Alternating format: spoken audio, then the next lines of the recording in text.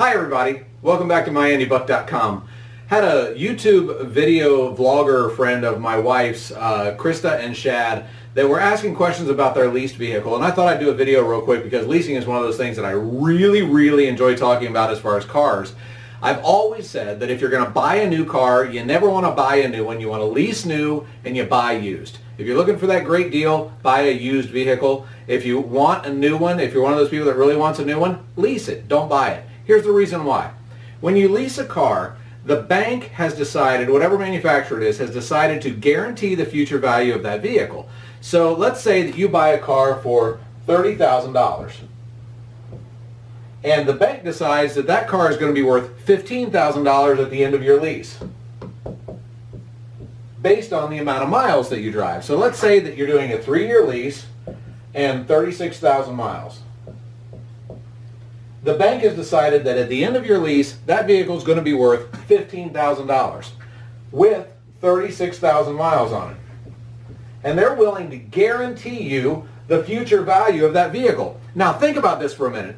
This is a depreciating asset. This is something nobody knows what it's going to be worth at the end. I don't know how old everybody is out there, but there a few years ago we had the Firestone tire debacle with the Ford Explorers. Those vehicles weren't worth anything on trade-in because people thought that they would flip over. Had nothing to do with the vehicle. It was all about Firestone tires. If you put Michelin's on it, it ran just fine. But they weren't worth anything at the end of the lease. If you leased one of those, the bank was on the hook for what it was worth. If you bought it and you wanted to trade it in, you were on the hook for what it's worth. So in this particular case, you buy a vehicle for $30,000, the bank guarantees it at $15,000 and will let you buy it out for the $15,000 amount. If the vehicle's worth less than that, say it's only worth $12,000, that's okay. You can still buy it for $15,000 from the bank, or you just turn it in and walk away and let them lose the $3,000. It's an awesome deal. It really is a way to have a brand new car, to spend less per month, and to stay under factory warranty. I know. And this is actually Krista and Chad's problem. The mileage is the issue. But what if I go over mileage? Well, they always call it a mileage penalty. It's not a mileage penalty. You're just paying the depreciation on the vehicle. So the bank says that the car's worth $15,000 at the end of your lease with 36,000 miles on it. Okay? Well, if you have 42,000 miles on it, it's obviously not worth $15,000, right? Because a car with more miles on it is worth less money. So the bank says, hey, we'll do 15 cents a mile over. So every mile you go over, the bank says that will cover the depreciation on this vehicle. So if you're getting close to going over on your mileage, don't be scared, don't be worried about it. You're just paying depreciation on the vehicle. You should have paid it in the first place. If you'd have had the option, you'd have put more miles in the lease, right? So here's what you do. Let's say you say, well, we're going to go on a trip and we're going to put 1,000 miles on the car on this trip. And we think we're going to go over on our mileage at the end of the lease.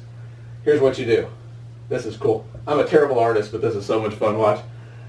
You put a money jar on your counter.